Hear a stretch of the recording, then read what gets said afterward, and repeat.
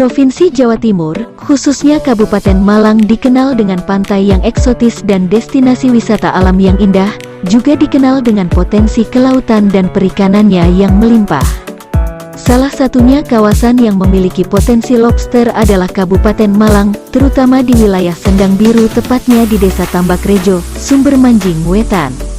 Bersama masyarakat pesisir, para nelayan, para pelaku usaha kelompok budidaya, aktivis pendamping, dan berbagai sektor lainnya, para investor pun sepakat untuk melakukan pengembangan potensi ekonomi dan pemberdayaan wilayah pesisir demi mengendalikan penangkapan lobster ilegal melalui edukasi pembudidayaan lobster yang baik, didukung dengan fasilitas yang memadai, serta pendampingan dan pengawasan yang berkelanjutan.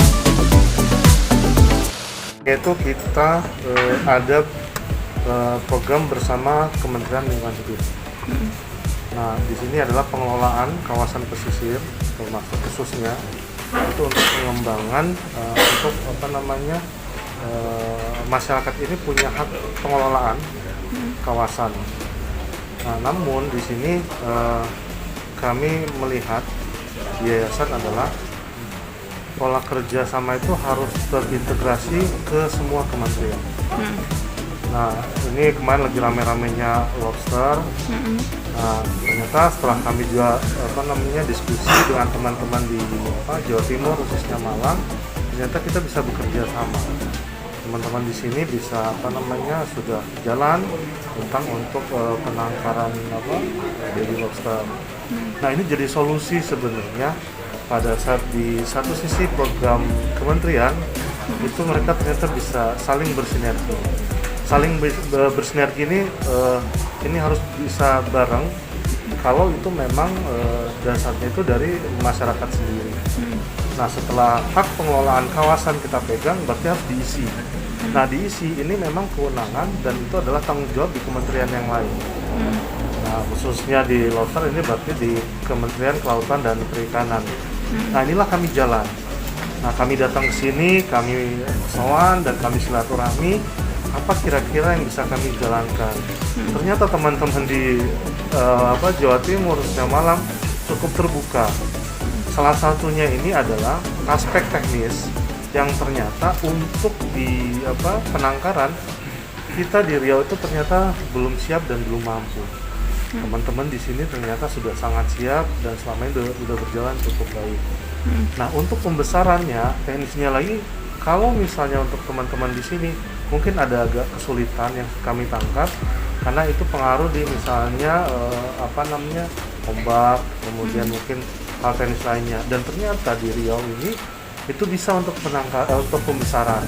Inilah kami datang, kami jalanin. Sebenarnya ini bukan kami sendiri, tapi memang ini niat bersama dengan teman-teman, adanya program pemerintah, kita bisa mendukung satu sama lain.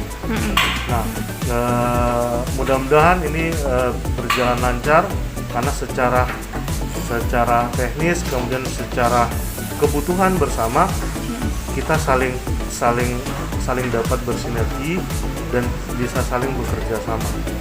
Program perhutanan sosial itu harus didukung semua kementerian.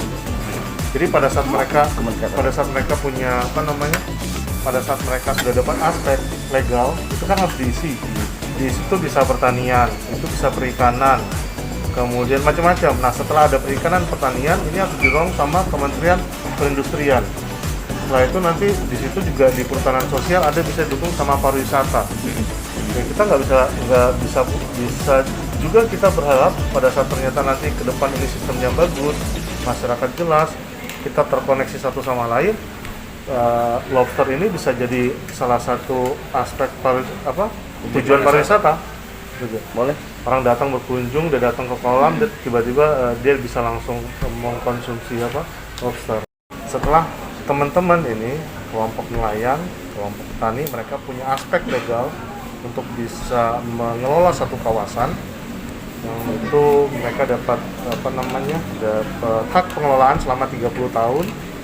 Itu mereka harus merencanakan sistem kerja. Itu mereka harus menyusun RKU, namanya rancangan kerja umum, dan RKT, rancangan kerja tahunan. Di daerah pesisir waktu itu kami hanya kebayang itu hanya untuk bisa memperbaiki bakau karena abrasi cukup besar. Setelah itu ada bisa kepiting. Nah, terkoneksi sama teman-teman di Jawa Timur di Malang. Oh, ternyata kita bisa ada pengembangan lain selain budaya, dan itu udah sangat siap. Nah, dari beberapa dari beberapa potensi budidaya yang akan kita siapkan, ini yang betul-betul mungkin kita bisa jalan bersama adalah di pembesaran lobster khususnya di Riau. Nah, jadi skema ini yang kami pakai adalah skema hutan kemasyarakatan yang itu bisa kami kelola dan itu bisa dapat kami kembangkan dengan pihak kedua, dengan pihak ketiga. Nah, jadi kami di yayasan ini mendampingi teman-teman kelompok tani untuk bisa terkoneksi dengan teman-teman yang lain. Salah satunya ini. Kami di sini kewajiban sebagai pendamping perhutanan sosial adalah mengkomunikasikan dan mengintegrasikan agar kita bisa saling kerjasama. Nah, ini yang akan kami jalankan.